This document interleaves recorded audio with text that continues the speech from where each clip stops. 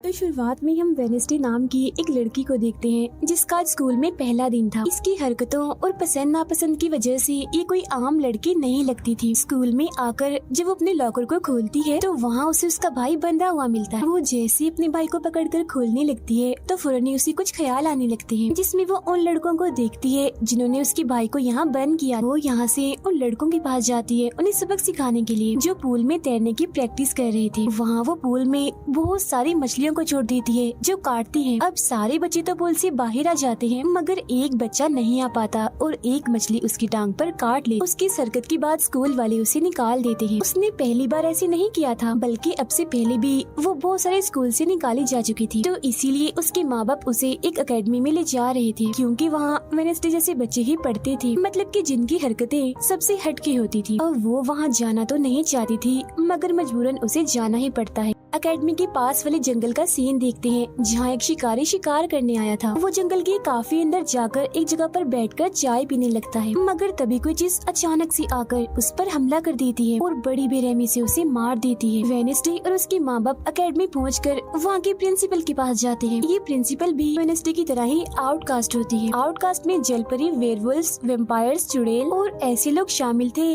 जिनमें जादुई ताकतें पाई जाती है। और इस तरह के ही सारे बच्चे इस एकेडमी में पढ़ते हैं। वेनेसडे के साथ जिसने कमरे में रहना था, यानी उसकी रूममेट, उसने कमरे को काफी रंगीन बनाया हुआ था। इसीलिए सब कुछ वेनेसडे को पसंद नहीं आता, क्योंकि उसे तो बस काला रंग ही पसंद था। यहाँ का सारा माहौल देखकर वो मुंह बना लेती है। तब उसकी रूममेट उससे पूछती है, तुम ठीक हो ना, क्या हुआ तुम्हें? जिस पर उसके डैड जवाब देते हैं, मेरी बेटी बड़ी अजीब है, काफी बोर है और बस इसे तुम जिंदा लाश समझो। अपने डैड की ये बातें सुनकर वेनेसडे उन्हें घूरने लगती है। अब उसकी रूममेट उसे पूरी एकेडमी घुमा रही थी कि तभी एक लड़का वहाँ आकर वेनेसडे से उसकी फेसबुक आईडी मांगता है, जिस पर वो कहती है, मैं कोई भी सोशल मीडिया इस्तेमाल नहीं करती, क्योंकि सोशल मीडिया हड्डियों को सड़ा देने वाली सिर्फ एक बीमारी है और कुछ भी नहीं। जाने से पहले वेनेसडे की मॉम उसे कहती है, अब तुम यहाँ से कभी भाग नहीं पाओ। जिस पर वो कहती है, देख लीजिएगा, मैं आपसे वादा करती हूँ कि जल्दी मैं यहाँ से भाग जाऊंगी। वहाँ से जाते वक्त उसके डैड वहाँ एक हाथ छोड़ देते हैं ताकि वो वेनेसडे पर नजर रख सके। उधर जंगल में जब पुलिस छानबीन करने आती है तो उन्हें उस शिकारी की लाश के टुकड़े अलग अलग जगहों पर पड़े मिलते हैं। ऐसा हादसा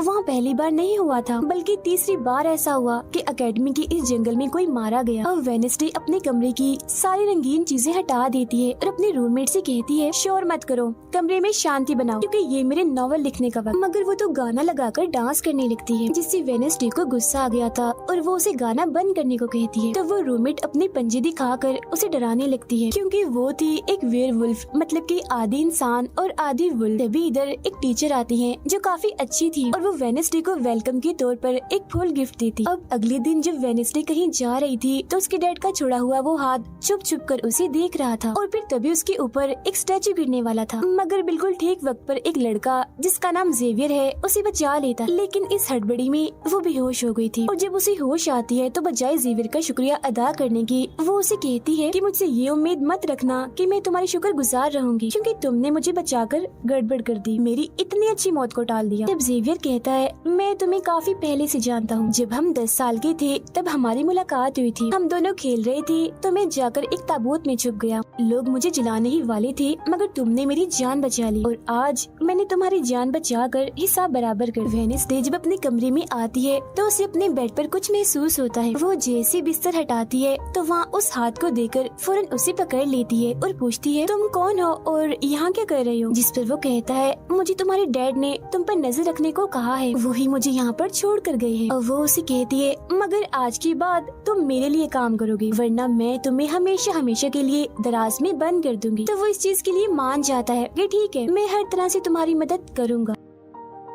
अगले दिन प्रिंसिपल वेनेसडे को एक दिमागी डॉक्टर के पास ले जाती है, क्योंकि उन्हें भी ऐसा महसूस हुआ था कि वेनेसडे का दिमागी तवाज़ुन कुछ ठीक नहीं है। मगर वो वहाँ कोई बहाना बनाकर हाथ की मदद से खिड़की खोलती है और वहाँ से भाग जाती। भागते हुए वो एक आदमी से टकरा जाती है, जिससे फौरन उसे ख्याल आता है, जिसमें वो देखती है कि इस आदमी का अभी एक्सीडेंट होने वाला है, जिसमें वो मर गया है बड़ी बेरहमी से। मगर वो इस बारे में उस आदमी को कुछ नहीं बताती, क्योंकि उसे खून खराबा बहुत पसंद। वो एक होटल में जाती है है जहाँ उसकी मुलाकात एक वेटर से होती है। वो काफी परेशान दिख रहा था क्योंकि उसकी कॉफी मशीन खराब हो गई। वेडनेसडे उसे कहती है, मैं तुम्हारी कॉफी मशीन ठीक कर सकती हूँ, लेकिन इसके बदले तुम्हें मुझे स्टेशन पर छोड़ना होगा, जिसके लिए वो मान भी जाता है और वेडनेसडे उसकी मशीन ठीक कर देती है। जिस पर वो कहता है, बस थोड़ा सा इंतजार करो, मेरी शिफ्ट खत्म होने वाली है, फिर हम चलते। अब वेडनेसडे जब वहाँ बैठी इंतजार कर रही थी कि तभी कोई शरारती लड़की आकर उसे परेशान करने लगती है, जिससे उसे गुस्सा आ गया था और वो उन लड़कों को अकेले ही काफी मारती है और अच्छा सबक सिखाती है। अब इतनी ही देर में उस वेटर के डैड जो एक पुलिस ऑफिसर थे वहाँ आ जाते हैं। तोड़फोड़ देखकर जब वो अपने बेटे से इस बारे में पूछते हैं तो वो कहता है, कुछ नहीं, बस वो लड़के कस्टमर्स को परेशान कर रहे थे तो इसने उन्हें अच्छा सबक सिखा दिया। तभी यहाँ अकेडमी की प्रिंसिपल भी आ जाती है, उनसे सॉरी बोलकर वेडनेसडे को यहाँ से ले जाती है। रास्ते में वो उस पर काफी गुस्सा करती है कि आखिर तुमने कैसे अकेडमी से भागने की कोशिश की। तभी उन्हें रास्ते में एक एक्सीडेंट हुआ नजर आता है जो उसी आदमी का था जिससे वेडनेसडे टकराई थी, जो देख प्रिंसिपल घबरा जाती है। कहती है, मेरी दुआ है ड्राइवर को कुछ ना हुआ हो। जिस पर वेडनेसडे कहती है,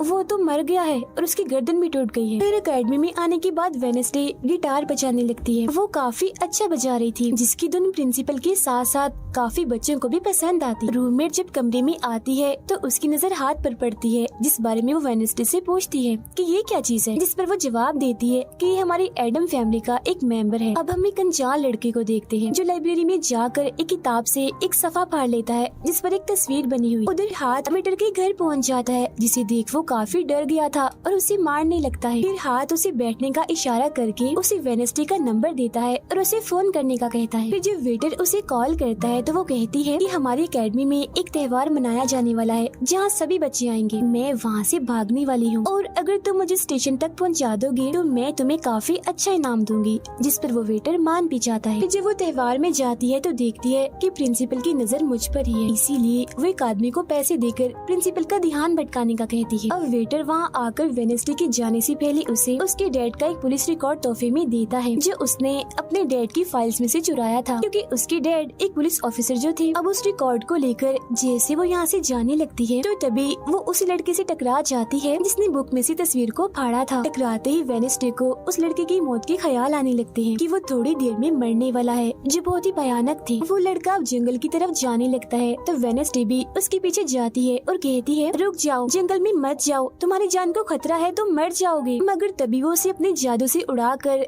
पेड़ पर लगा देता है और कहता है, खतरा मुझे नहीं तुम्हें है, बल्कि तुम खुद ही खतरा हो और मैं सब लोगों को तुमसे बचा रहा हूँ। उस दिन स्टैचू को मैंने ही तुम्हारे ऊपर गिराया था। जिसके बाद वो उसे एक तस्वीर दिखाता है और कहता है, इस तस्वीर में तुम ही हो जिसे मेरी मॉम ने 25 साल पहले बनाया था और ये उस वक्त की बात है जब वो इस अकेडमी में पढ़ती थी। मरने से पहले उन्होंने कहा था कि इस लड़की यानी तुम्हें मुझे रोकना होगा, नहीं तो तुम इस अकेडमी के साथ साथ पूरी दुनिया को ही तबाह कर दोगी। वो बस वेडनेसडे को मारने ही वाला था कि तभी एक बड़ा सा मॉन्स्टर आकर उस पर हमला कर देता है और बड़ी ही बेरहमी से उसे मार देता है। इसके बाद हम वेडनेसडे को उसके कमरे में देखते हैं, क्योंकि उसने यहाँ से भागने के इरादे को खत्म कर दिया था, क्योंकि अब उसके दिमाग में बहुत सारे सवाल थे, जैसे कि मैं इस दुनिया के लिए खतरा कैसे हूँ, एक मॉन्स्टर ने आखिर मेरी जान क्यों बचाई, और साथ ही उसके डैड के खिलाफ पुलिस रिपोर्ट जिसमें उसके डैड के ऊपर एक कत्ल का इल्जाम था।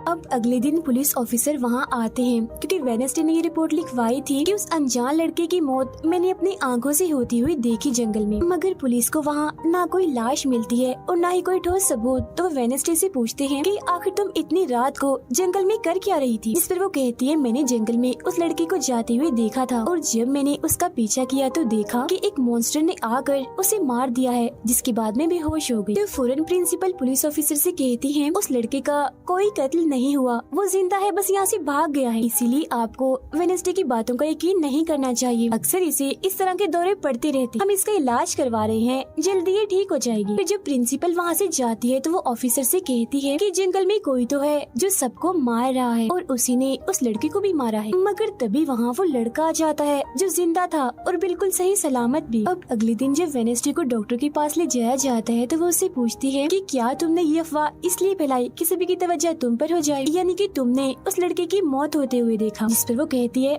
मैं जानती हूँ मैंने क्या देखा है, ओके, मुझे तुम्हें बताने की कोई जरूरत नहीं है। अगले दिन उसे पता चलता है कि उसी लड़के को बगैर किसी वजह से एकेडमी से निकाला जा रहा है, इसीलिए वो अपने साथी उस हाथ को उस लड़के के पीछे लगा देती है। अब प्रिंसिपल के कहने पर वेडनेसडे एक एक्टिविटी में हिस्सा लेती है, जिस मकसद के लिए वो क्लब ज्वाइन करती है, जहाँ उसके साथ सिर्फ एक ही लड़का था जिसके साथ उसकी दोस्ती हो जाती है। फिर जब हाथ उस लड़के के पीछे जाता है तो देखता है कि वो अपना रूप बदल रहा है, जहाँ पहले वो एक बुरा इंसान और फिर एकेडमी के प्रिंसिपल का रूप ले लेता है। जिसके बाद हाथ आकर ये सारी बात वेडनेसडे को बता देता है। अब जब क्लास शुरू होने वाली थी तो जेवियर उसे कहता है कि मेरी साथ वाली सीट खाली है तो तुम यहाँ बैठ जाओ, तो वो उसके साथ आकर बैठ जाती है। जेवियर यहाँ मकड़ी की तस्वीर बना रहा था और फिर अपने जादू से वो उसे जिंदा भी कर देता है, मगर एक ही झटके में वेडनेसडे उसे मार देती है और उसकी राख उड़ा देती है। अब एक लड़की जो काफी बदतमीज थी और विलन में थी, उसकी और वेडनेसडे के बीच काफी बहस हो जाती है, क्योंकि दोनों ही एक दूसरे से काफी चिढ़ती थी, एक दूसरे को जरा भी पसंद नहीं करती थी। फिर इसके बाद वेडनेसडे अपनी जगह अपनी रूममेट को उस क्लब में भेज देती है, जहाँ वो एक्टिविटी की प्रैक्टिस कर रही थी, और खुद वो अकेली ही चली जाती है एकेडमी की उस जंगल में मॉन्स्टर को ढूंढने के लिए। वेडनेसडे को वहाँ उस अनजान लड़की का टूटा हुआ चश्मा भी मिलता है, वही अनजान लड़का जिसे मॉन्स्टर को मारता हुआ इसने देखा था। और अब जैसे ही वो इस चश्मे को छूती है तो लाइब्रेरी में उसे वहाँ एक किताब भी दिखती है, तो वो उस किताब को खोजने लाइब्रेरी में चली जाती है, मगर उसे वहाँ उस तरह की कोई भी किताब नहीं मिलती। जिसके बाद वो चुपके से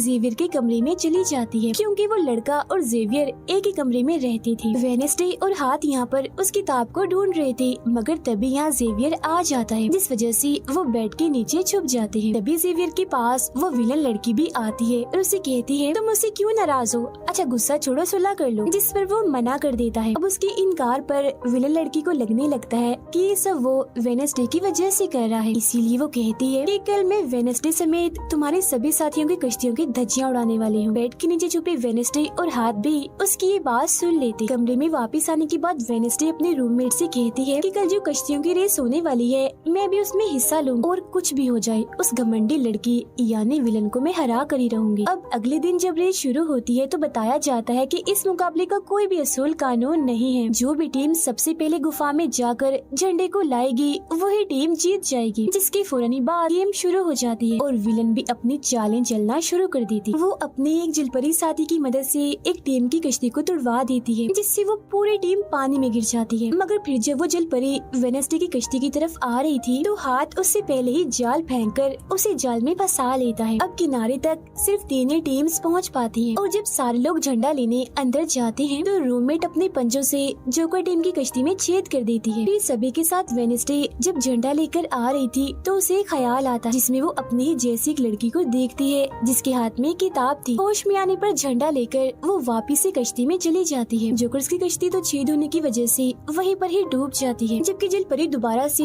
वेडनेसडे की कश्ती पर हमला करने लगती है, मगर हाथ पानी में जाकर जलपरी को जोर से मुक्का मार। अब वेडनेसडे अपनी कश्ती से बहुत सारे तीर निकाल कर विलन की कश्ती में छेद कर देती है, जिससे उसकी कश्ती डूब जाती है और वेडनेसडे की टीम इस रेस को जीत जाती है। अब ये 4 साल में पहली बार हुआ था जब उस विलन को किसी ने हराया था, इसीलिए आज वो गुस्से में आग बगोला हुई। रात के वक्त वेडनेसडे एक स्टैचू के पास जाती है जिसके हाथ में किताब थी। किताब पर लिखी एक पहेली को जैसे ही वो सुलझाती है तो वहाँ एक रास्ता खुल जाता है। जैसे ही उसके अंदर जाती है तो देखती है कि यहाँ उसके मॉम डैड के अलावा और भी बहुत सारे लोगों की तस्वीरें लगी हुई हैं। उसे वहाँ वो किताब भी मिल जाती है जिसकी वो तलाश कर रही थी, मगर जैसे वो उस किताब को वहाँ से लेकर जा रही थी कि तभी अचानक से कोई आकर उस पर हमला कर देता है, जिससे वो बेहोश हो जाती है। अब उसे जैसे होश आती है तो देखती है कि उसे कुछ लोगों ने बंदी बनाया हुआ है, जिन्होंने मास्क भी लगाए हुए थे, मगर उनकी आवाज सुनते ही वेडनेसडे उन्हें पहचान लेती है और कहती है कि मैंने तुम्हें पहचान लिया है, तुम अपने अपने मास्क हटा सकते हो। असल में ये लोग और कोई नहीं बल्कि विलन और उसके साथी थे। इसी दौरान वो अपनी रस्सी भी खोल चुकी थी और वहाँ से जाने लगती है, मगर जाते जाते वो कहती है तुम सब छोटे बच्चे हो, अगवा करना भी तुम्हें ठीक से नहीं आता। वापस आने के बाद वो उस तस्वीर को किताब पर लगाकर मुकम्मल करती है जिसे उस लड़के ने किताब से फाड़ लिया था और वो उसे पढ़ने लगती। अब अगले दिन प्रिंसिपल सभी बच्चों को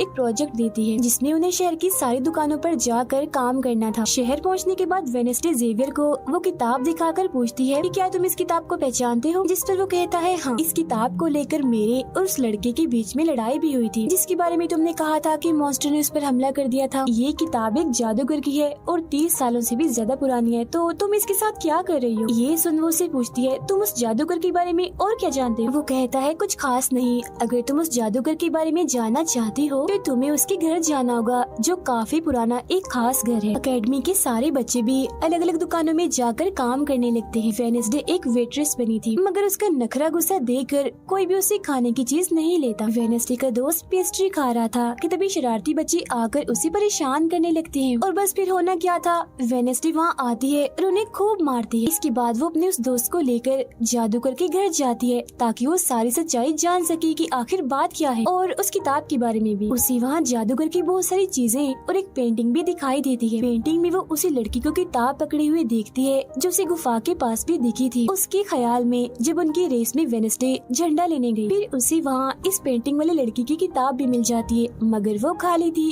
क्योंकि वो नकली थी। इतनी ही देर में वहाँ एक औरत आती है तो वेडनेसडे उसे असली किताब के बारे में पूछती है जिस पर वो कहती है कि वो किताब तो चोरी हो गई थी और इस वक्त तुम जहाँ खड़ी हो ये भी उस जादूगर का असली घर नहीं है। इसके बाद वेडनेसडे वेटर से मिलने उसकी होटल जाती है और उससे जादूगर के असली घर के बारे में पूछती है तो वो उसे असली घर के बारे में बता भी देता है, जहाँ से वेडनेसडे अकेले ही उस घर में चली जाती। वहाँ उसे एक बूढ़ा आदमी मिलता है जो उसे कहता है ये मेरी जगह है, मेरा घर है, निकलो यहाँ से। तब ये सुन वेडनेसडे का साथी वो हाथ उसके मुंह पर ही हमला कर देता है जिससे डरकर वो आदमी वहाँ से भाग जाता है और वेडनेसडे को यहाँ से कुछ नहीं मिलता, इसीलिए वो यहाँ से जाने लगती है। मगर जब वो दरवाजे से बाहर जाती है तो फौरन उसे ख्याल आता है जिसमें वो देखती है कि वो जादूगर एक लड़की को चुड़ैल साबित करके इस घर में बंद कर देता है जहाँ उससे पहले और भी बहुत सारे लोग बंधे हुए थे। ये सारे लोग आउटकास्ट के थे, यानी कोई वेम्पायर था, कोई जलपरी, कोई वेयरवुल्फ तो कोई चुड़ैल। इसीलिए जादूगर इन सबको शैतान समझता था। इस तरह के सभी लोगों को यहाँ कैद करने के बाद वो इस पूरे घर में आग लगा देता है। वो बच्ची जिसे जादूगर ने चुड़ैल साबित किया था वो अपनी मॉम को आजाद करने की कोशिश करती है मगर नहीं कर पाती क्योंकि सभी लोगों को जंजीर की मदद से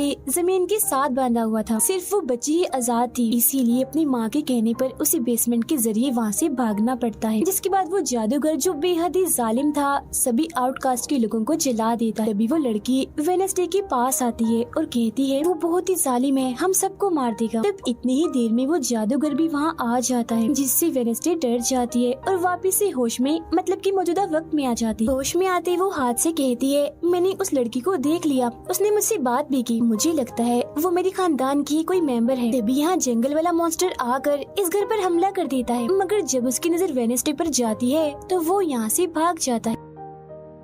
वेडनेसडे और हाथ उसका पीछा करते हैं मगर देखते हैं कि मॉन्स्टर के कदमों के निशान तो इंसानी पैरों के निशान में बदल गए। अगले दिन उस जादूगर की मूर्ति को इज्जत के तौर पर इस जगह पर लगाया जाने वाला था क्योंकि शहर के लोग तो उसे अपना हीरो ही मानते थे और आज वेडनेसडे को वहाँ गिटार बजाने के लिए बुलाया गया था। लेकिन वो लोग जैसे मूर्ति लगाकर अपना काम करने लगते हैं तो तभी वो हाथ तीली फेंक कर मूर्ति को आग लगा देता है क्योंकि वेडनेसडे के कहने पर उसने पहले ही मूर्ति पर पेट्रोल डाल दिया था। आग देखकर सारे लोग वहाँ से भाग जाते हैं मगर वेडनेसडे अभी भी वहाँ बैठी गिटार बजा रही होती है। साथ ही वो मूर्ति को जलता हुआ देखकर खुश भी हो रही थी। अब प्रिंसिपल को वेडनेसडे पर ही शक था मगर उसके खिलाफ प्रिंसिपल के पास कोई सबूत नहीं था। अब जादूगर के जिस पुराने घर में वेडनेसडे गई थी जहाँ वो बूढ़ा आदमी था वो अभी भी वही रुका हुआ था मगर तभी वो मॉन्स्टर वहाँ आता है और उस बूढ़े आदमी पर हमला कर देता है। लेकिन मरते मरते वो बूढ़ा आदमी मॉन्स्टर की 2-3 तस्वीरें अपने कैमरा में बना ही लेता है। पुलिस को जब ये खबर मिलती है तो फौरन छानबीन करने पहुँच जाते हैं जहाँ उन्हें बूढ़े आदमी के कैमरा से मॉन्स्टर की तस्वीर भी मिल जाती है। अगले दिन हाथ मुर्दा घर जाकर वहाँ लगी कैमरा पर कोई चीज लगा देता है ताकि जो वो करे उसे कोई ना देख सके। फिर वो दरवाजा खोलता है तो वेडनेसडे अंदर आती है। वो यहाँ दरअसल उस बूढ़े आदमी के जख्मों को देखने आई थी जिसे उस मॉन्स्टर ने मारा था। वो बूढ़े आदमी की लाश को देखकर सारा डेटा अपने पास रिकॉर्ड कर लेती है जबकि हाथ उसकी एक फाइल बनाने में लग जाता है। तभी वहाँ डॉक्टर और पुलिस ऑफिसर भी आ जाते हैं। तब छुपने के लिए वेडनेसडे एक बॉक्स मिस हो जाती है। फिर जब डॉक्टर उस बॉक्स को खुला हुआ देखते हैं तो फौरन उसे चेक करते हैं, मगर जब वेडनेसडे को उसमें पड़ा हुआ देखते हैं तो उन्हें लगता है कि ये भी एक लाश है, इसीलिए वो उस बॉक्स को बंद करके वहाँ से चले जाते हैं। मगर फिर जब हाथ उसे वहाँ से लेने आता है तो वो कहती है, अच्छा तंग मत करो प्लीज, थोड़ी देर और सोने दो, बड़ा मजा आ रहा है। फिर इसके बाद वो अपनी छानबीन से ये पता लगवा लेती है कि वो मॉन्स्टर असल में जिस्म के हिस्सों को इकट्ठा कर रहा है। फिर अगले दिन जब वो अकेडमी जाती है तो उसे जेवियर की गर्दन पर किसी के पंजों के निशान दिखते हैं। अब हम जेवियर को एक केबिन से बाहर आता हुआ देखते हैं और क्योंकि वेडनेसडे को उसके जख्मों पर पहले से ही शक था तो वो भी उसका पीछा करते करते वहाँ आ गई थी। उसे वहाँ पर बहुत सारी मॉन्स्टर की ड्राइंग्स और तस्वीरें दिखती हैं। एक तो तस्वीर को लेकर जैसी वो वहाँ से जाने लगती है तो तभी जेवियर उसे देख लेता है और जाने से रोक देता है, मगर वेडनेसडे उसका ध्यान भटकाने के लिए उसे बस एक ही बात कह देती है कि क्या तुम आज रात होने वाली डांस पार्टी में मेरे साथ चलोगे। जिसके बाद वो जेवियर की बनाई मॉन्स्टर की ड्राइंग्स ले जाकर पुलिस ऑफिसर को दे देती है, जिस पर वो कहते हैं इससे हम किसी को भी नहीं पकड़ सकते, कोई ठोस सबूत लेकर आओ। अब वेडनेसडे अपनी सारी रिसर्च को अपने दोस्त के सामने रख देती है ताकि वो उसकी मदद कर सके। उनमें से एक ड्राइंग को देखकर उसका दोस्त कहता है कि मैं इस जगह के बारे में जानता हूँ, जिसके बाद वो वेडनेसडे को उस जगह पर ले जाता है जो एक गुफा थी, जिसके अंदर जाकर उन्हें बहुत सारी हड्डियाँ और एक हथकड़ी भी मिलती है। थोड़ा छानबीन करने पर उसे वहाँ एक नोकदार बड़ा सा नाखून भी मिलता है, जिसे वो अपने पास रख लेती है। जिसके बाद वो जेवियर के पेंटिंग वाले केबिन में जाती है और डस्टबिन से एक कपड़ा जिस पर खून लगा हुआ था उसे निकाल कर अपने पास रख लेती। फिर जैसी वो वहाँ से जाने लगती है तो तभी वहाँ जेवियर आ जाता है और उसे पूछता है, तुम यहाँ मेरे केबिन में क्या कर रही हो। उसकी बात डालकर वो उसे पूछती है, ये जो चोट तुम्हारी गर्दन पर है ये तुम्हें कैसे लगी। तब वो बताता है कि पिछले कुछ दिनों से ये मॉन्स्टर मेरे सपनों में आ रहा है, इसीलिए मैं इसकी ड्राइंग्स बनाता हूँ, मगर एक दिन मैंने अपने जादू पर से कंट्रोल खो दिया और ड्राइंग के अंदर से मॉन्स्टर की पंजे ने निकल कर मुझे नोच लिया। लेकिन अब क्योंकि वेडनेसडे उस पर शक कर रही थी इसीलिए वो उस पर काफी गुस्सा करता है और फौरन उसे यहाँ से जाने का कहता है। अब वेडनेसडे वो खून लगा कपड़ा और नाखून जाकर पुलिस ऑफिसर को दे देती है और कहती है, ये लो ठोस सबूत और बेशक डीएनए टेस्ट करवा लो, मेरे ख्याल से इतना सबूत काफी होगा, है ना। वो अपने दोस्त के पास जाती है और कहती है कि डांस पार्टी में जाने के लिए हमारे साथ कोई नहीं है, तो हम ऐसा करते हैं डांस पार्टी में नहीं जाते बल्कि गुफा में जाकर मॉन्स्टर को ढूंढते। जिसके बाद रात को वेडनेसडे अपने दोस्त के साथ जंगल में जाने की तैयारी कर रही थी, मगर तभी उसके दरवाजे पर वेटर तैयार होकर आता है क्योंकि हाथ ने उसे वेडनेसडे की तरफ से डांस पार्टी में चलने की दावत भेजी थी। अब क्योंकि वेटर काफी खुश था तो वेडनेसडे उसका दिल तोड़ना नहीं चाहती थी, इसीलिए वो अपने गुफा में जाने वाले प्लान को खत्म करके वेटर के साथ पार्टी में जाने का फैसला करती है। जब वेडनेसडे वहाँ से जाने लगती है तो उसका दोस्त वहाँ आता है तो वो उसे कहती है, आई एम सॉरी मैं पार्टी में जा रही हूँ, हम ऐसा करते हैं कल गुफा में जाएंगे। लेकिन उसका दोस्त बगैर बताए अकेला ही उस गुफा में चला जाता है। उधर पार्टी में सारे लोग आकर काफी एंजॉय कर रहे थे। सब लोग अपने अपने साथी को लेकर पार्टी में आए हुए थे, जहाँ जेवियर अपने साथ उस विलन लड़की को लाया था। लेकिन जब वेडनेसडे वेटर के साथ वहाँ आती है तो उन दोनों को साथ देखकर जेवियर जलने लगता है। जब सब लोग डांस कर रहे थे तो वेडनेसडे की डांस करने के स्टाइल से सारे लोग काफी हैरान रह जाते हैं क्योंकि वो काफी अजीब तरह से ही डांस कर रही थी। उधर जंगल में वेडनेसडे का दोस्त भी पहुँच गया था और छुपकर मॉन्स्टर की आने का इंतजार कर रहा था, मगर तभी वहाँ कोई आता है और उस गुफा में धमाका करके भाग जाता है। जेवियर लगातार उन दोनों को देखकर जल रहा था, इसीलिए वो विलन लड़की से कहता है कि तुम अपना लॉकेट उतारो और अपने जेल परी से मेरे लिए मदद मांगो ताकि मैं वेडनेसडे को भूल जाऊं। जो सुन विलन लड़की भड़क जाती है और उसे कहती है कि तुम तो पहले ये कहते फिर रहे थे कि मैंने अपने जेल परी से तुम्हें अपने काबू में किया है और अब तुम्हें किसी को बुलाने के लिए मेरी ही मदद चाहिए। तभी बाहर शरारती लड़कों का ग्रुप टैंकर लेकर आता है और डांसिंग क्लब के पंप में वो बड़ा सा पाइप लगा देते हैं और फिर तभी अचानक उस पार्टी में खून की बारिश होने लगती है क्योंकि जो टैंकर वो शरारती लड़के लाए थे जिसका पाइप उन्होंने लगाया था उसमें दरअसल खून था। ये देख सारे लोग घबरा जाते हैं और पार्टी से भागने लगते हैं, मगर वेडनेसडे वहीं खड़ी रहती है क्योंकि उसे तो अब और मजा आ रहा था क्योंकि वो बारिश खून की नहीं बल्कि कलर की थी जिसमें वो काफी एंजॉय कर रही थी। तभी वेडनेसडे को ख्याल आता है जिसमें वो देखती है कि उसका दोस्त अकेला ही जंगल में चला गया है जहाँ वो मुसीबत में है, उसकी जान खतरे में है, इसीलिए वो जंगल की तरफ उसे बचाने के लिए भाग जाती है। उसके दोस्त के पीछे दरअसल वो मॉन्स्टर पड़ गया था जिससे बचकर वो भाग रहा था। वो मॉन्स्टर एक बार उस पर हमला करता ही है कि तभी वेडनेसडे उसे ढूंढते हुए वहाँ आ जाती है। तब मॉन्स्टर उसे देखकर वहाँ से भाग जाता है। वो अपने दोस्त को बेहोश पड़ा हुआ देखकर काफी घबरा जाती है। इतनी ही देर में उसकी टीचर भी उसका पीछा करते करते वहाँ आ गई थी, जिसके बाद उसके दोस्त को हॉस्पिटल ले जाया जाता है और वेडनेसडे खुद वापस अपने एकेडमी में आ जाती है जहाँ वो अपने डैड पर लगी इल्जाम को सुलझाने की कोशिश कर रही थी कि आखिर सच क्या। अकेडमी में सारे माँ बाप अपने बच्चों से मिलने आते हैं क्योंकि आज मीटिंग थी। प्रिंसिपल सबको बताती है कि वेडनेसडे की दोस्त की हालत में सुधार हो रहा है, कुछ दिन के बाद ठीक होकर वो वापस आ जाएगा। मगर दूर खड़ी वेडनेसडे अपने रूममेट को बताती है कि ये झूठ है, वो तो कोमा में है बेचारा। तभी यहाँ दोनों के माँ बाप आ जाते हैं और ये उनसे मिलने चली जाती। वेडनेसडे अपने मॉम डैड को बताती है कि जब से आपने मुझे यहाँ छोड़ा है मेरे ऊपर बहुत सारे हमले हुए हैं। अब इन सभी को अपनी अपनी फैमिली से मिलता हुआ दूर खड़ी जेवियर और विलन लड़की देख रहे हैं क्योंकि उनकी मॉम डैड आज भी नहीं आए। अब विलन लड़की सुधर गई होती है, साथ ही उसकी जेवियर के साथ दोस्ती भी हो गई थी, तो अब से हम उसे जेवियर की दोस्त कहें। तब इतनी ही देर में उसकी मॉम भी इधर आ जाती है, जिसे देखकर वो काफी हैरान थी। वेडनेसडे के माँ बाप प्रिंसिपल से मिलते हैं तो वो कहती है कि वेडनेसडे काफी अजीब तरह से सबसे पेश आती है, इसे डॉक्टर के पास ले जाए इलाज करवाने के लिए। अब इससे पहले वहाँ उसके माँ बाप कुछ कहते फौरन वो बोल पड़ती है कि रुकिए जरा डैड, मैं आपसे कुछ पूछना चाहती हूँ। ये देखिए एक लड़का जिसका नाम गैरेट है, इसके कत्ल का इल्जाम आपके सर पर क्यों है और ये कौन था? तो वेडनेसडे की मॉम उसे कुछ भी बताने से इनकार कर देती है। तो वो अपनी मॉम को ये कहकर यहाँ से चली जाती है कि मत बताइए, बाकी सबूत मैं खुद ढूंढ लूँ। वो सीधा जाती है हॉस्पिटल अपने दोस्त से मिलने, जहाँ उसका ख्याल वेडनेसडे का साथी हाथ रख रहा था। अब पता चलता है कि डॉक्टर ने अपनी जान ले ली है और ये डॉक्टर वही था जिसके मुर्दा खाने से वेडनेसडे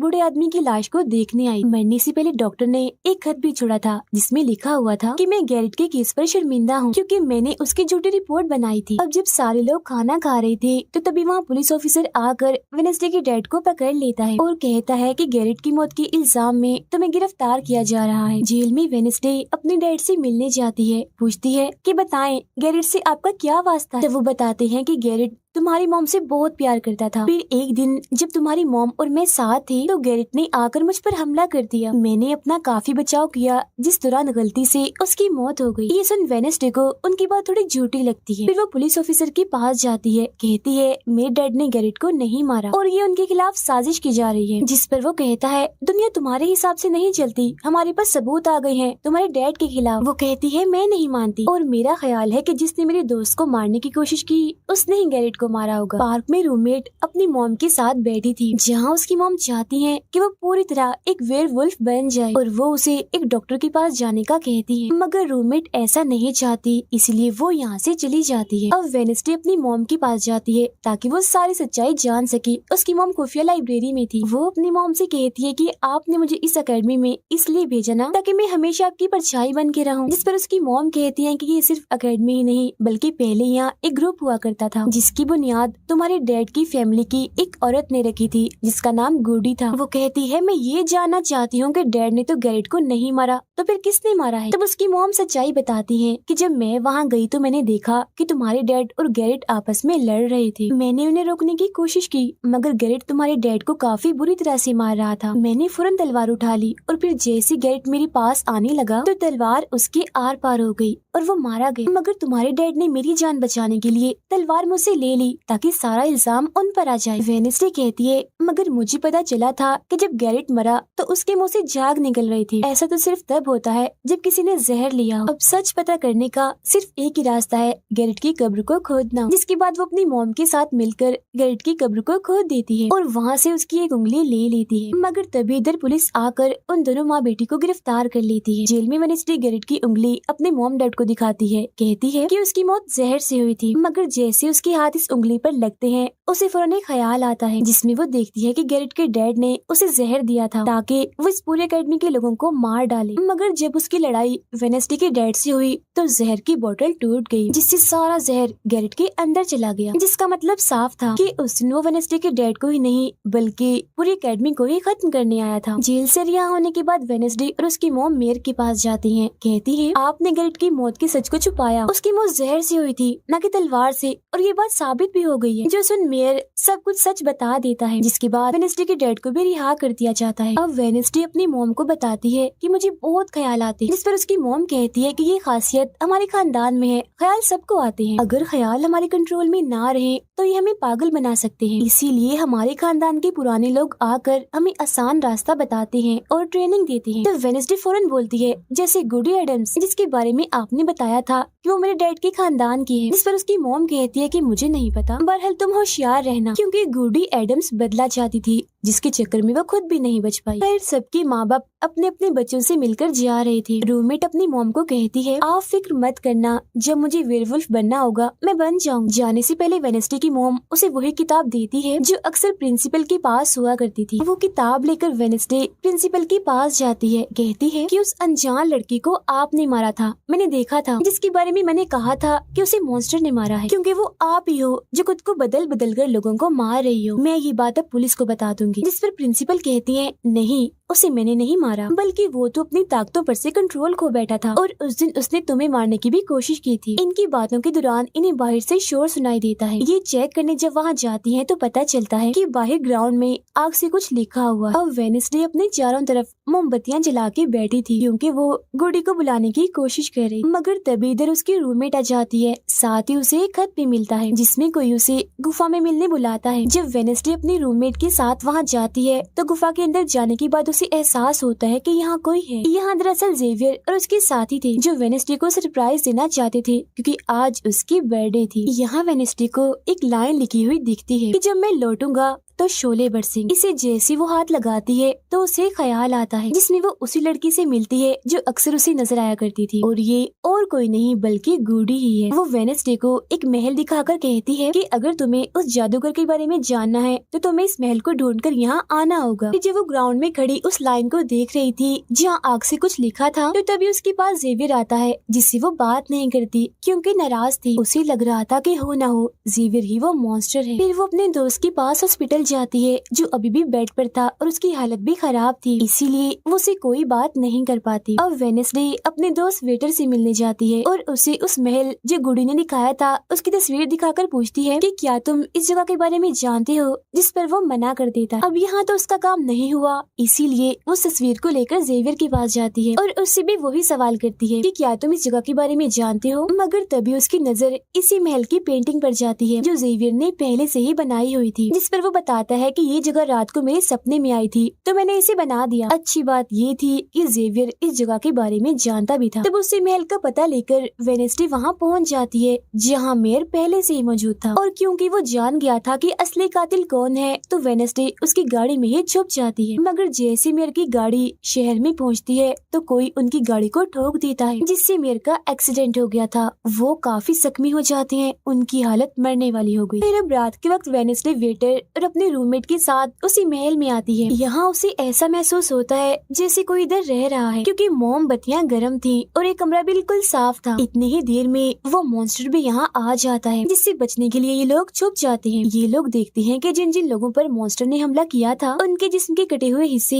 यहाँ पर पड़े हुए हैं। अब वेडनेसडे अपने दोस्तों को मॉन्स्टर से बचाना चाहती थी, इसीलिए वो उन्हें यहाँ से ले जाती है। ये वेटर के घर जाते हैं जहाँ जैसे उसके डैड आते हैं तो वेडनेसडे उन्हें कहती है कि मैं आपको कुछ दिखाना चाहती हूँ, क्योंकि वो पुलिस ऑफिसर जो थे वो जब उन्हें महल में ले जाती है तो वहाँ पर कुछ भी नहीं था, मतलब जिस्म के कटे हुए हिस्से जो पहले यहाँ पर रखे हुए थे अब वो वहाँ पर नहीं पड़े थे, जिससे पुलिस ऑफिसर को गुस्सा आ जाता है और वो कहते हैं कि आज के बाद तुम मेरे बेटे से नहीं मिलोगी। अब जब वेडनेसडे एकेडमी आती है तो वहाँ उसे प्रिंसिपल मिलती है जो कहती है कि तुम्हें मैंने कहीं भी जाने से मना किया था मगर तुमने मेरी बात ना मानकर अच्छा नहीं किया। जिस पर वो जवाब देती है, मैं सच का पता लगवाने गई थी इसीलिए मैं माफी नहीं मांगूंगी, मैंने कुछ गलत नहीं किया है। जिसके बाद वो प्रिंसिपल को एक पेंटिंग भी दिखाती है जिसमें वो जादूगर था और वेडनेसडे खुद थी। बताती है कि इसीलिए वो अनजान लड़का मुझे मारना चाहता था क्योंकि उसे लग रहा था कि एकेडमी के लिए मैं खतरा हूँ, मगर खतरा दुश्मन कातिल तो कोई और ही है, जबकि मैं तो इस एकेडमी और सबको बचाना चाह रही हूँ तो मुझे एक मौका मिलना चाहिए। प्रिंसिपल कहती है, नहीं तुम कहीं नहीं जाओगी, आगे से ऐसी कोई भी गलती की तो मैं तुम्हें एकेडमी से निकाल दूंगी। और वहाँ से वो ये कहकर चली जाती है। वो जब अपने कमरे में वापस आती है तो देखती है कि रूममेट अपना सामान पैक कर रही है क्योंकि वो यहाँ से जा रही है। वो गुस्से में वेडनेसडे से कहती है कि तुम्हें सिर्फ अपना काम ही निकलवाना आता है, फिर चाहे इसके लिए तुम्हारे दोस्तों की जान क्यों न चली जाए, आज वो अजीब सा मॉन्स्टर हमें भी मार देता। जिसके बाद वो यहाँ से चली जाती है। अब वेडनेसडे बिल्कुल अकेली रह गई थी, इसीलिए कमरे में एक जगह बैठकर वो उस बॉक्स को देखने लगती है जो वो जादूगर के महल से चुरा कर लाई थी। उसे बॉक्स के नीचे एक खत मिलता है जिसमें वेडनेसडे की अपनी ही बहुत सारी तस्वीरें होती हैं, जो देख वो कहती है मेरी एडम्स फैमिली, जादूगर, मॉन्स्टर और मैं शायद किसी न किसी तरीके से जुड़े हुए हैं। और जब ये बात मेयर को पता चली तो किसी ने उनका मुंह बंद कर दिया, मगर मैं चुप नहीं बैठूंगी और तुम जो कोई भी हो मैं तुम्हें ढूंढ लूंगी, देखना। अब मेयर की मौत हो गई थी और जब उन्हें दफनाया जा रहा था तो वेनेसडे वहाँ आती है और सोचने लगती है कि कातिल यहाँ आए लोगों में से ही कोई है, मगर तभी उसे जंगल में कोई दिखता है। वो पीछे करती है तो पता चलता है कि और कोई नहीं बल्कि उसका अंकल है। अंकल बताते हैं कि मेरे ऊपर चोरी का इल्जाम है तो कुछ वक्त के लिए मुझे छुप के रहना होगा। तब वेनेसडे उन्हें एक केबिन में छुपा देती है और मॉन्स्टर की तस्वीर दिखाकर पूछती है कि आप इसके बारे में कुछ जानते हैं, जिस पर वो कहते हैं मैं ज्यादा कुछ तो नहीं जानता, अगर तुम्हें इसके बारे में जानना है तो तुम्हें खुफिया लाइब्रेरी में जाना होगा। वहाँ एक तिजोरी में डायरी है जिसमें इस मॉन्स्टर के बारे में सब लिखा है। आधी रात को वेनेसडे उस लाइब्रेरी में जाती है जहाँ जेवियर पहले से ही मौजूद था। तब ये उसे कहती है जहाँ जहाँ मॉन्स्टर से हमला हुआ है वहाँ तुम पाए गए हो तो हो ना हो मॉन्स्टर तुम ही हो, मगर वो उसकी बात को अनसुनी करके यहाँ से चला जाता है। तभी इधर उसके अंकल आते हैं। ये मिलकर डायरी को ढूंढ लेते हैं जिसमें इस मॉन्स्टर के बारे में सब कुछ लिखा था कि ये मॉन्स्टर किसी के कंट्रोल में भी आ सकता है और फिर बस ये अपने मालिक के कहने पर ही काम करता है। रात के वक्त वो अपने साथी हाथ को कहती है कि मैं वेटर से मिलने जा रही हूँ, तब तक तू मेरी डायरी का ख्याल रखना। कि जब वेटर के साथ गुफा के अंदर जाती है तो देखती है कि यहाँ उसने गुफा को सजाया हुआ है क्योंकि वो उसे शादी के लिए पूछने वाला था। वापिस आकर वेनेसडे देखती है कि उसके कमरे का सारा सामान इधर उधर बिखरा पड़ा है और उसकी डायरी कोई चुरा कर यहाँ से ले गया है। फिर जैसे वो अपने साथी हाथ को देखती है तो घबरा जाती है क्योंकि उसकी हथेली में किसी ने चाकू आर पार कर दिया था और अब उसमें जान नहीं थी, वो मर गया था। फिर वो हाथ को लेकर जल्दी से अपने अंकल के पास आती है और दुखी होती हुई कहती है प्लीज अंकल कैसे भी करके हाथ को जिंदा कर दीजिए। तब अंकल बार बार बिजली के झटके उसे देते हैं जिससे वो जिंदा हो जाता है। वो उसे पूछती है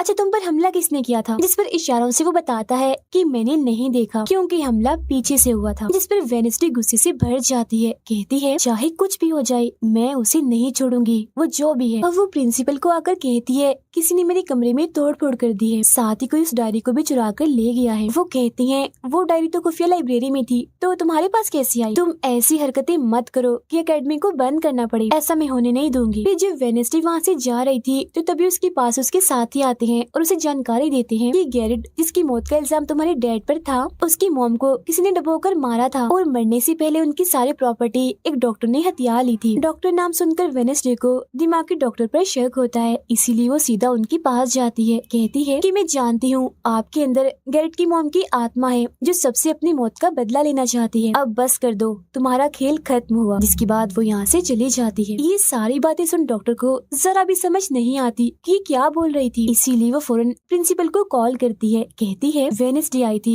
उसका बर्ताव काफी अजीब था, उल्टी उल्टी बातें कर रही थी वो। अब तभी यहाँ मॉन्स्टर आ जाता है जो डॉक्टर पर हमला करके उन्हें मार देता है। अब डॉक्टर तो मर गई थी, इसीलिए वेनेसडे की शक की सुई अब जेवियर पर आ जाती है, इसीलिए वो उससे मिलने उसके कैबिन में जाती है। यहाँ उसे मरे हुए लोगों का सामान भी मिलता है जिससे उसका शक और पक्का हो जाता है। अब तभी इधर पुलिस भी आकर जेवियर को पकड़ लेती है क्योंकि पुलिस को यहाँ पर वेनेसडे ने ही बुलाया था। अब जब वेनेसडे कमरे में आती है तो उसकी रूममेट वापस आ गई थी। कहती है तुम्हारा और मेरा कोई ताल्लुक है, मैं तुम्हारे साथ रहना चाहती हूँ, मैंने तुम्हें और हाथ को बहुत याद किया। फिर इसके बाद वेनेसडे वेटर के पास जाती है जहाँ उसे फिर से कुछ ख्याल आने लगते हैं जिनमें वो देखती है कि मॉन्स्टर और कोई नहीं बल्कि वेटर ही है जिसे वो पसंद करती है। मगर फिलहाल वो उसे कुछ नहीं कहती, उसे एक जगह पर लाती है और फिर कहती है कि जेवियर को तो फंसाया जा रहा है जबकि असली मॉन्स्टर तो तुम ही हो, मगर वो इसके लिए बार बार मना करता है। तभी यहाँ वेनेसडे के सारे दोस्त भी आ जाते हैं और वेटर को पकड़कर कुर्सी से बांध देते हैं। अब वेनेसडे उस पर जुल्म करना चाहती है मगर उसके दोस्त ऐसा करना नहीं चाहते,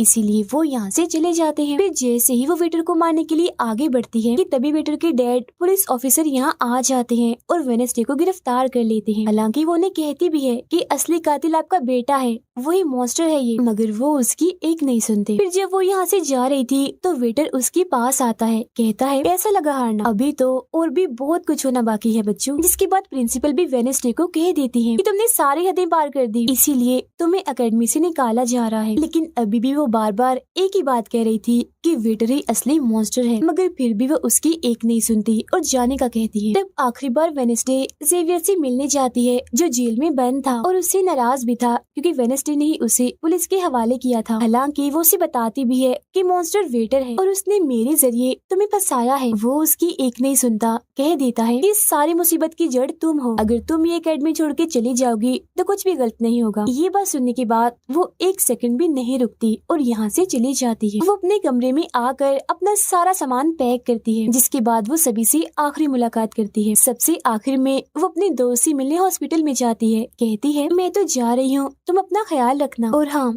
बाहर मत निकलना, बाहर मॉन्स्टर हो सकता है। और उस दिन गुफा में धमाका करने वाला और कोई नहीं बल्कि प्रिंसिपल ही थी, जिस पर वो कहता है नहीं, धमाका करने वाले के जूते लाल थे, जबकि प्रिंसिपल कभी भी लाल जूते नहीं पहनती। ये बात सुनकर वेडनेसडे को पता चल जाता है कि असली कातिल कौन है। वो अपनी उसी टीचर के पास जाती है जिसे सब पसंद करते थे और कहती है बाकी लोग तो बिला वजह मारे गए हैं, जबकि असली कातिल तो तुम ही हो। तुमने ही वेटर को अपने कंट्रोल में करके उसे मॉन्स्टर बनाया और धीरे धीरे उसे अपना गुलाम बना लिया, अपने इशारों पर नचाकर लोगों को उसके जरिए मरवाया। तभी यहाँ वेटर भी आ जाता है, जिसे वो टीचर कहती है जल्दी करो, वेडनेसडे को मार दो। लेकिन दरअसल ये वेटर नहीं थी बल्कि प्रिंसिपल थी जो रूप बदल कर यहाँ पर आई थी। और अब टीचर प्रिंसिपल के गले में जहर का इंजेक्शन घुसा देती है, जिससे प्रिंसिपल बेचारी मारी जाती है। फिर वो वेडनेसडे को भी बांध कर जादूगर की गुफा में ले आती है। गुफा में आकर वेडनेसडे को पता चल जाता है कि जिन मरे हुए लोगों के जिस्म के हिस्सों को इकट्ठा किया गया था वो दरअसल जादूगर को दोबारा से जिंदा करने के लिए किए गए थे। तभी यहाँ टीचर जो असली विलन थी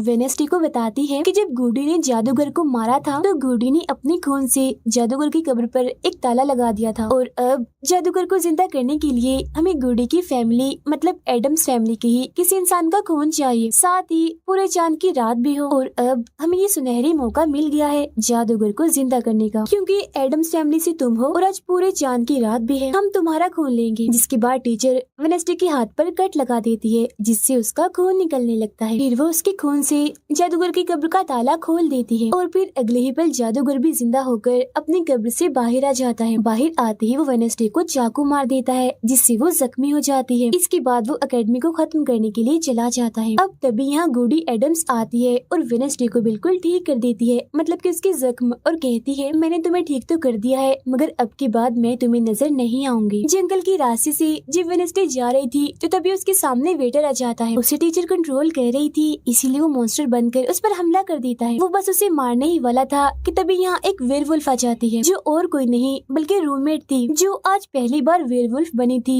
वो भी सिर्फ वेडनेसडे को बचाने के लिए। यहाँ वेयरवुल्फ और मॉन्स्टर के बीच काफी खतरनाक लड़ाई होती है, जिसमें वेयरवुल्फ मॉन्स्टर पर भारी पड़ रही थी और उसे काफी मारती है, अच्छा मजा चखाती है। इसके बाद वेडनेसडे जादूगर से लड़ने उसे रोकने के लिए एकेडमी में आ जाती है, जहाँ वेडनेसडे को बचाने के लिए जेवियर पहुँच जाता है। अब जैसे जादूगर जेवियर को मारने वाला था तो तभी सामने वेडनेसडे आ गई थी और वो बेचारी खुद जख्मी हो जाती है, मगर फिर भी वो जेवियर को कहती है कि तुम यहाँ से जाओ और बाकी एकेडमी वालों को बाहर निकालो, क्योंकि ये हम जैसे आउटकास्ट के लोगों को नहीं छोड़ेगा। जिसके बाद वो फिर से खड़ी हो जाती है, उसकी हाथ में तलवार भी थी, जिसकी मदद से वो जादूगर से लड़ती है, मगर जादूगर काफी ताकतवर था, इसीलिए वो उसके सामने नहीं टिक पाती। वो बस उसे मारने ही वाला था कि तभी इधर जेवियर की दोस्त आकर जादूगर का ध्यान भटका देती है, जिस दौरान मौका देकर वेडनेसडे उठती है और तलवार के एक टुकड़े को जादूगर के दिल के आर पार कर देती है, क्योंकि ऐसा उसे गुडी एडम्स ने करने को कहा था। जहाँ जादूगर एक बार फिर से मर जाता है और उन्हें उसका जिस्म जलने लगता है और राख बनकर उड़ जाता है। जादूगर के मरते ही यहाँ वो टीचर आ जाती है, जिसके हाथ में गन थी, जिसे वो वेडनेसडे पर तान देती है क्योंकि वो उसे मारना चाहती है। मगर तभी यहाँ वेडनेसडे का दोस्त भी आ गया था, जिसके पास बहुत सारी मधुमक्खियाँ थी। वो उन सभी मधुमक्खियों को